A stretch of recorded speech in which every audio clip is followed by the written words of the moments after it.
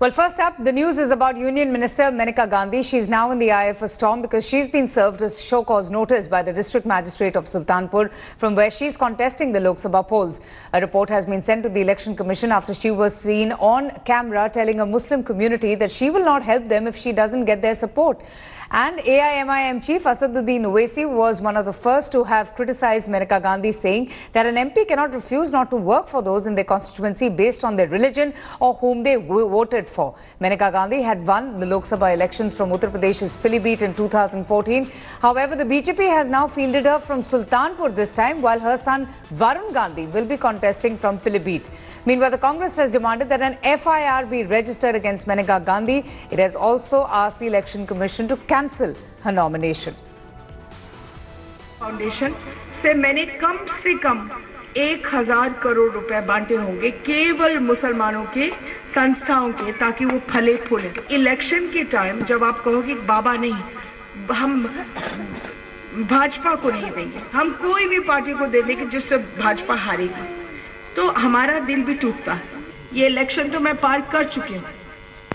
अब आपको जरूरत के लिए नींव डालना है, तो ये है वक्त। ये जीत आपके बिना भी होगी, आपके साथ भी होगी, और ये चीज आपको सब जगह फैलानी पड़ेगी। उस रिजल्ट में 100 वोट निकलेंगे और या 50 वोट निकलेंगे, तो उसके बाद जब आप काम के लिए आएंगे तो वही होगा मेरे साथ। समझ गए आप लोग? मामले को चुनाव आयोग ने भी संज्ञान लिया गया है, हम लोगों के स्तर पर भी, और इस मामले में जिलाधिकारी सुल्तानपुर से आख्या प्राप्त कर ली गई है। जिलाधिकारी सुल्तानपुर ने श्रीमती मेनका गांधी जी को कारण बताओ नोटिस भी दिया है, और पूरी रिपोर्ट जो है भारत निर्वाचन आयोग को भेज दी गई है। हमने जयराम रमेश जी ने विशेष तौर से इस बात का संज्ञान दिया चुनाव आयोग को, और हमारे साथी जो हैं केसी वेणुगोपाल जी ने, और ये कहा कि ऐसी मंत्री को जो धार्मिक भावनाएं भड़काए, जो जाति और धर्म के आधार पर Maneka Gandhi ji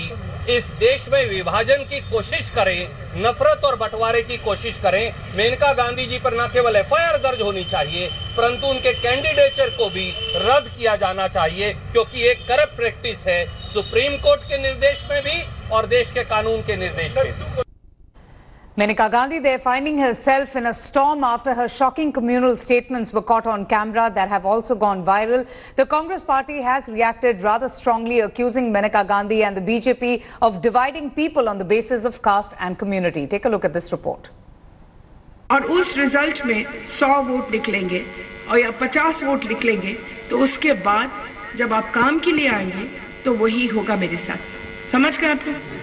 That is Union Minister Maneka Gandhi's pitch to Muslims in Sultanpur, where she's a candidate. The event was meant to reach out to the minority community, which has so far been seen as cold to the BJP.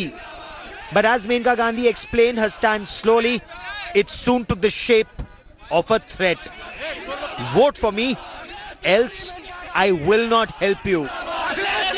Election के time जब आप कहोगे बाबा नहीं, हम भाजपा को नहीं देंगे, हम कोई भी पार्टी को दे देंगे जिससे भाजपा हारेगी, तो हमारा दिल भी टूटता है। ये इलेक्शन तो मैं पार कर चुकी हूँ।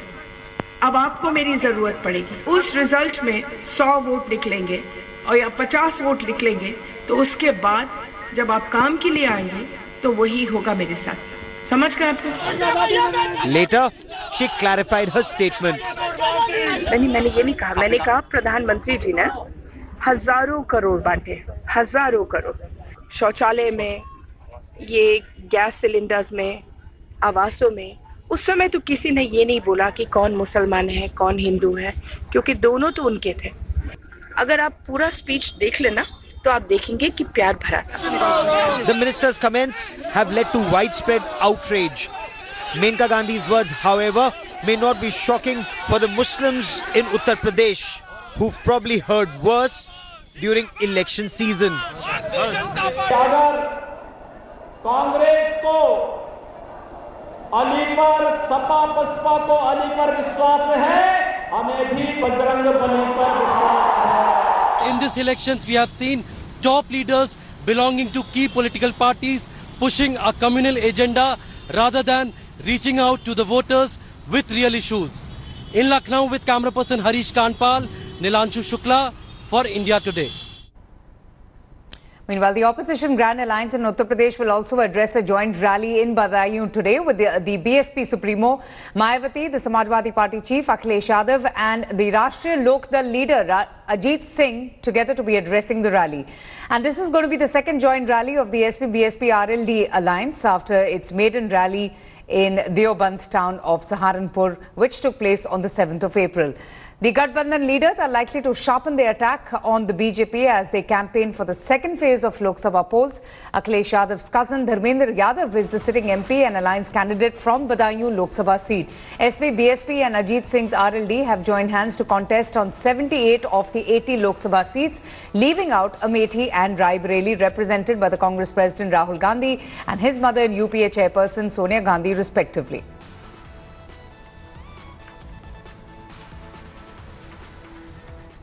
Meanwhile, in the south, campaigning for the second phase of Lok Sabha elections is also gaining momentum. Today, the Prime Minister is going to be addressing a rally in Tamil Nadu's Theni. Tamil Nadu Deputy Chief Minister and AIDMK Coordinator O. Paneerselvam's son, P. Ravindranath Kumar, is contesting from the Theni parliamentary constituency. Rahul Gandhi yesterday addressed 4 rallies in the state. The Congress President accused the BJP and the Prime Minister of running the Tamil Nadu government from New Delhi. The state with 39 seats is quite crucial for the fortunes of both the BJP and the Congress. Election is scheduled to take place on the 18th of April when the elections in all of its 39 parliamentary seats will be held in a single phase.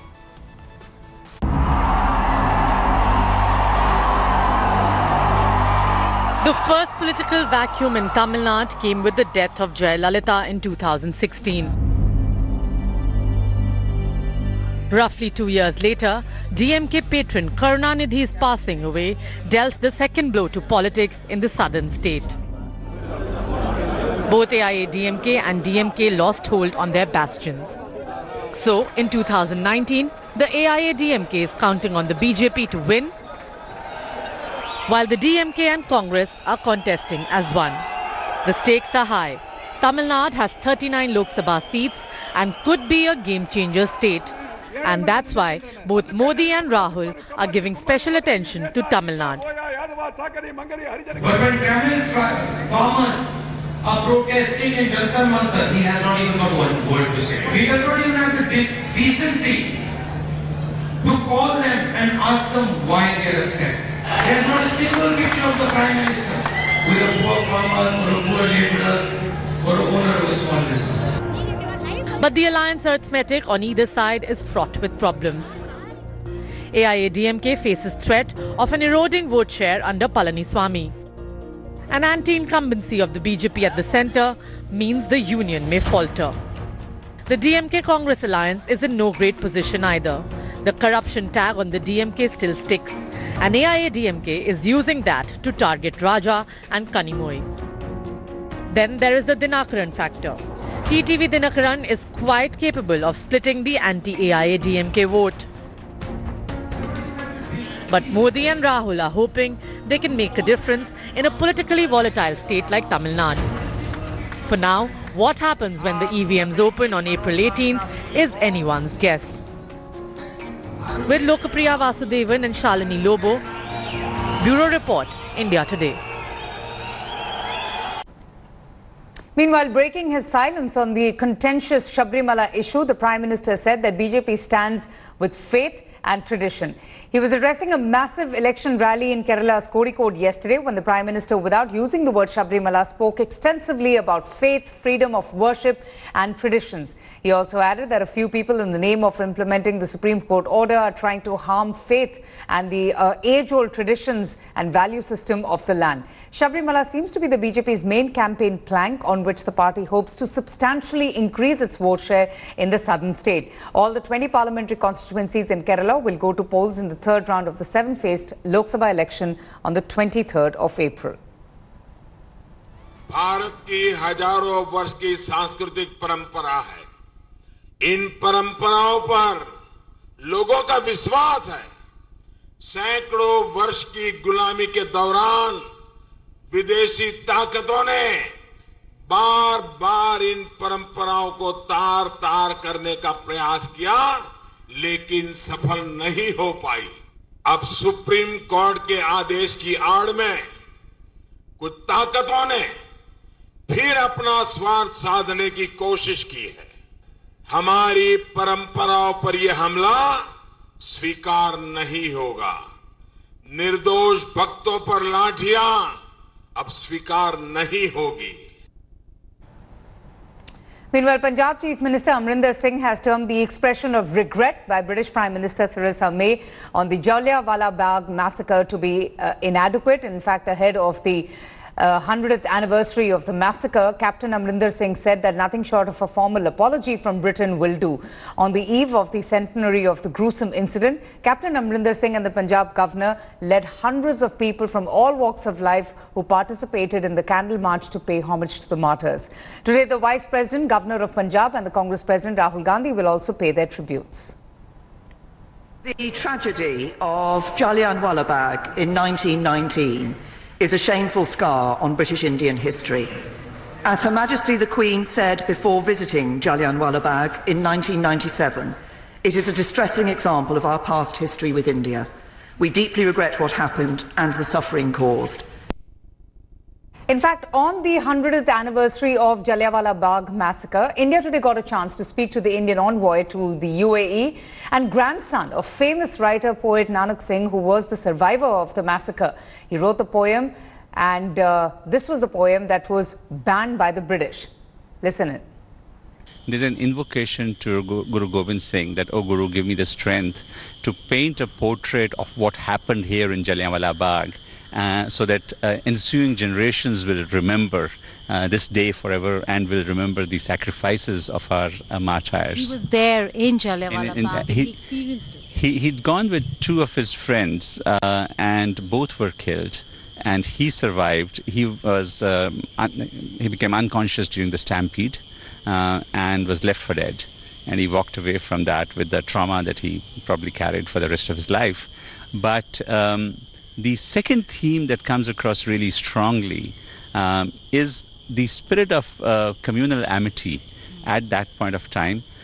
In Amritsar certainly, and perhaps in other cities as well. But in Amritsar you had a Muslim leader, Dr. Saifuddin Kichlu, and a Hindu leader, Dr. Satyapal, who were really spearheading the protests against the Rowlatt Act. The Prime Minister's office has called for an urgent meeting as Jet Airways faces its worst crisis in its over 25-year-old history. Now, this meeting reviewed the debt-laden airline's ability to keep flying as it is grounded. Jet Airways flying 57 domestic flights per day out of 3,100 flights. The employee union of Jet Airways has also filed a complaint with the Mumbai police against the airline's founder Naresh Goyal over non-payment of the salaries. In fact, the cash-strapped airline has suspended its international operations till Monday. This as passengers continue to bear the brunt of these last-minute cancellations and refunds. Jet Airways, in a statement, has said that they are working towards resolving the crisis. But the crisis-hit carrier has been forced to ground more than 80% of its fleet over unpaid dues to leasing companies, pushing it to the brink of a complete shutdown and jeopardizing the hopes of new investor rescuing the carrier.